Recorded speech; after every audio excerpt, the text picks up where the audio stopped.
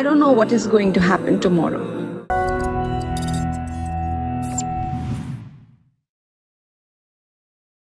ಬಣದ ಬದುಕು, makeup, hi fi life, enjoyment life, famous life ಕಂಡ ನಟಿಗೆ ಜೀವದ ಮೇಲೆ ಆತಂಕ. ಮುಂದೇನು ಅಂತ ಗೊತ್ತಿರದ ಪರಿಸ್ಥಿತಿ.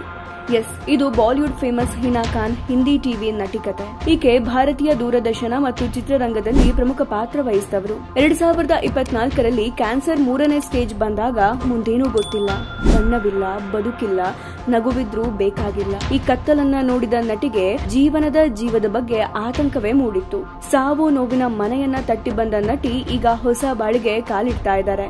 ಆ ಸಮಯದಲ್ಲೂ ತಮ್ಮ ಜೀವನದ ಲೋವೆಸ್ಟ್ ಫೇಸ್ ನೋಡಿ ಬಂದಿದ್ದಾರೆ. ಹೌದು, ಹಿನಾ ಖಾನ್ ಅಕ್ಟೋಬರ್ 2, 1987ರಲ್ಲಿ ಶ್ರೀನಗರ, ಜಮ್ಮು ಮತ್ತು ಕಾಶ್ಮೀರದಲ್ಲಿ ಜನಿಸಿದವರು. ಸಿಸಿಎ ಸ್ಕೂಲ್ ಆಫ್ ಮ್ಯಾನೇಜ್ಮೆಂಟ್ ಗುರ್ಗಾವ್ನಲ್ಲಿ MBA ಮುಗಿಸಿದ್ದಾರೆ. ರಾಖಿ ಜೈಸ್ವಾಲ್ ಅವರ ಜೊತೆ 2025ರಲ್ಲಿ ಇತ್ತೀಚೆಗೆ ವಿವಾಹ ಆಗಿದ್ದಾರೆ. ಈಕೆ 2009ರಲ್ಲಿ ಎ ರಿಶ್ತಾ ಕ್ಯಾ ಕಹಲ್ತಾ ಹೈ ಧಾರಾವಾಹಿಯಲ್ಲಿ ಅಕ್ಷರಾ ಮಹೇಶ್ವರಿ ಸಿಂಗ್ ಪಾತ್ರದಲ್ಲಿ ತಮ್ಮ ವೃತ್ತಿ ಜೀವನವನ್ನ ಆರಂಭಿಸಿದ್ರು. ಈ ಪಾತ್ರದಿಂದ ಅವರು ಭಾರತೀಯ ದೂರದರ್ಶನದಲ್ಲಿ ಖ್ಯಾತಿಯನ್ನ ಗಳಿಸಿದ್ರು.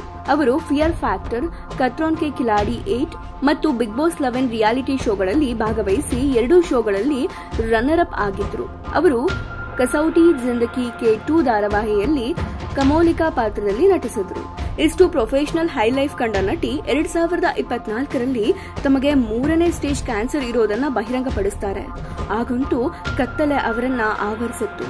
ಎಲ್ಲ ಸವಾಲು ಗೆದ್ದ ಮೇಲೆ ಈಗ ಎಲ್ಲ ಬದಲಾಗಿದೆ. ಅವರು ತಮ್ಮ ಬಹುಕಾಲದ ಸಂಗಾತಿ ರಾಖಿ ಜೈಸ್ವಾಲ್ ಅವರನ್ನ 2025 ಜೂನ್ 4ರಂದು ವಿವಾಹ ಆದ್ರು. ರಾಖಿ ಅವರು ಹೀನಾ ಅವರ ಚಿಕಿತ್ಸೆಯ ಸಮಯದಲ್ಲೂ ಕೂಡ ಸದಾ ಬೆಂಬಲವಾಗಿದ್ರು. ಹೀಗಾಗಿ ಈಗ ಅವರ ಲೈಫ್ ಬೆಳಕಿನ ಕಡೆಗೆ ಸಾಗಿದೆ. ಜೀವನ ಶೈಲಿ ಮತ್ತು ಆಸ್ತಿ. ಇನ್ನು ಹೀನಾ ಖಾನ್ ಅವರು ಮುಂಬೈನ ವರ್ಲಿಯಲ್ಲಿ ಮನೆಯನ್ನ ಹೊಂದಿದ್ದಾರೆ ಮತ್ತು ಲಕ್ಸುರಿ ಕಾರ್ಗಳ ಸಂಗ್ರಹದಲ್ಲೂ ಕೂಡ ಇವರಿಗೆ ಆಸಕ್ತಿ ಇದೆ. ಅವರು ಗುಚ್ಚಿ, ಲೂಯಿಸ್ ವಿಟಾನ್, ಪ್ರಾಡಾ ಮುಂತಾದ ಹೈ ಎಂಡ್ ಬ್ರ್ಯಾಂಡ್ ಗಳನ್ನ ಇಷ್ಟಪಡ್ತಾರೆ. ಅವರ ಅಂದಾಜು ನೆಟ್ವರ್ತ್ 50 ಕೋಟಿ ಮತ್ತು ಮಾಸಿಕ ಆದಾಯ ಸುಮಾರು 35 ಲಕ್ಷ ಕೋಟಿ ಅಂತ ಹೇಳಲಾಗಿದೆ. ಹೀನಾ ಖಾನ್ ಅವರು ತಮ್ಮ ಪ್ರತಿಭೆ, ಧೈರ್ಯ ಮತ್ತು ಶ್ರದ್ಧೆಯಿಂದ ಭಾರತೀಯ ದೂರದರ್ಶನದಲ್ಲಿ ಪ್ರಮುಖ ಸ್ಥಾನವನ್ನ ಪಡೆದಿದ್ದಾರೆ. ಅವರು ಸಾಮಾಜಿಕ ಮಾಧ್ಯಮಗಳಲ್ಲಿ ಸಕ್ರಿಯರಾಗಿದ್ದು ತಮ್ಮ ಜೀವನದ ವಿವಿಧ ಕ್ಷಣಗಳನ್ನ ಅಭಿಮಾನಿಗಳೊಂದಿಗೆ ಹಂಚಿಕೊಳ್ತಿದ್ದಾರೆ.